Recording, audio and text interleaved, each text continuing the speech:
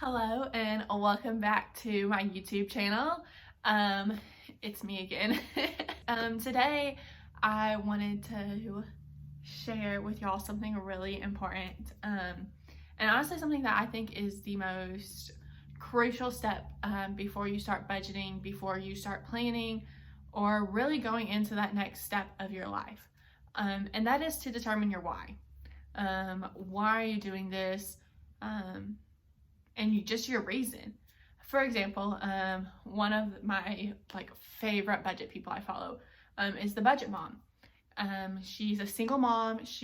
Her son is 7 years old, and she was recently divorced, and she was like, my son is my why. She wanted to be able to, she was in I want to say $70,000 worth of debt, and she was living in a really small apartment, and she was like, I want to be able to provide a great life for my son, where I'm not held by debt. She's like, I want to make memories. I want to give my son a life he deserves. And so that was her why. And she went on to pay over $70,000 worth of debt in 8 months. And she began her house savings challenge. She was gonna build her dream house, and has now decided to buy her dream house. But she has saved over $400,000 for her dream house in less than a year. I just think that's so inspiring. She knew her why. She knew where she wanted to go, and she went. Of course, there was stuff that held her back. She had difficulties. Everybody has those. But she still did it. And so that's why I think it's really important to have your why. So when things get hard and something doesn't go the way you thought it was going to go, you have something to fall back on. You're like, this is my why. This is why I want to do this. And it's just something to encourage you, to keep you going, to keep you fighting. And so today I wanted to show you what my why was, what my why is. And your why, I honestly believe your why can change. So right now, you guys know, if you follow my Instagram page, that I would love to be debt free. And one of the reasons my why, is because I want to be debt free before we have kids. I know we've only been married not even a year, and kids are far way down the road, but I'm thinking ahead. It'd be awesome to be able to stay at home with my kids, or a work from home mom. I don't want to have to pay somebody else to watch my kids. I want to hang out with them and watch them grow up and make memories and just love them and be there with them. But to do that, I want to be debt free. Just think about it. If you're paying $800 a month to just minimum payments on your debt, what could that $800 go to? You might not have to work, or you could do an awesome side hustle from home.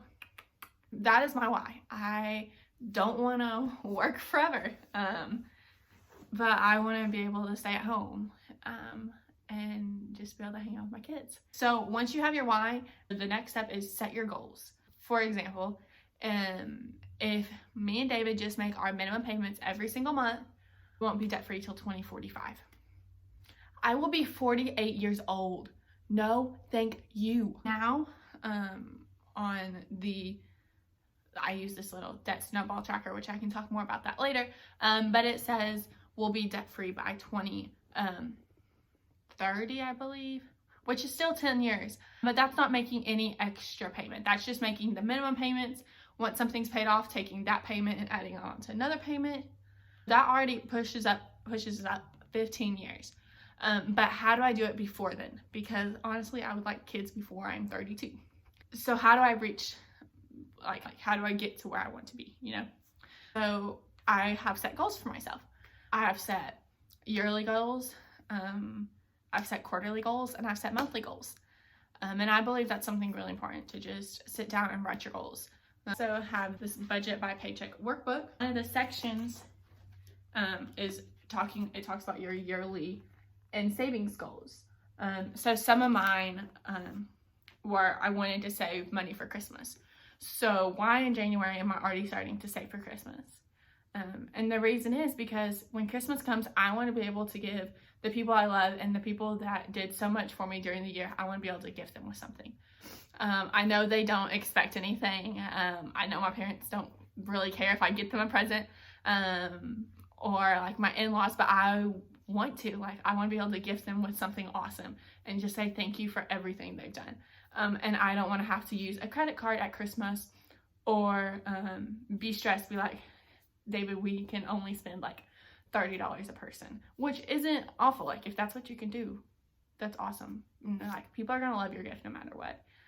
It's the thought that counts. But so I have set a goal for what I would like to save for Christmas, and preferably by about Black Friday, so I can get them sales. And so, but like, for example, I would like to save, I said $1,200 by Christmas, and that's for friends' gifts, families' gifts, any parties I want to throw, or any traveling I'd like to do. Because right now we don't live anywhere close to our parents, so we have to do a lot of traveling. So that's, gas, that's all tackled into that. And it's just being prepared for Christmas. Another one of my goals is to send $8,000 to debt this year.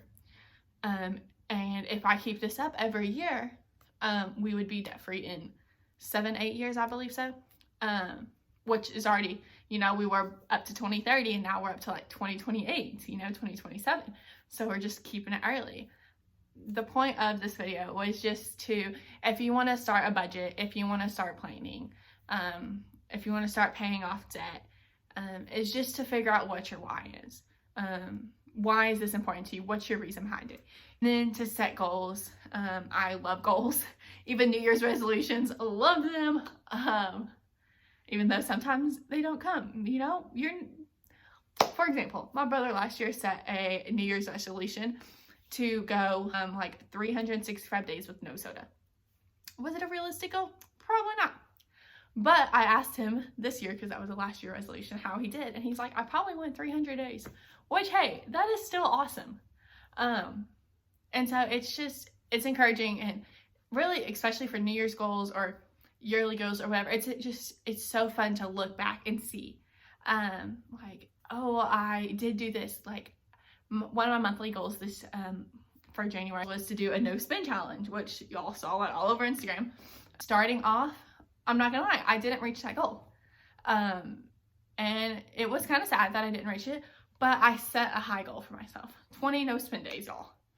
Kind of hard, it's a little hard.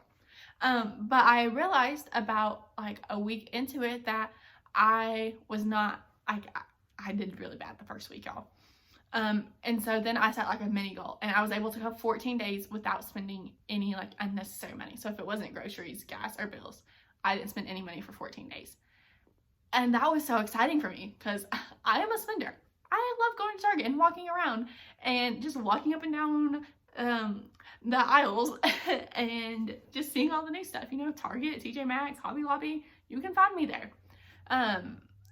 But I've changed that because I have a deeper why. Because I could have all these candles and all these cute decorations from Target, or I could be debt free, and I could, reach my goal of being a stay-at-home mom or a work-from-home mom. And so that's just what I come back to, is my why, and then my goals.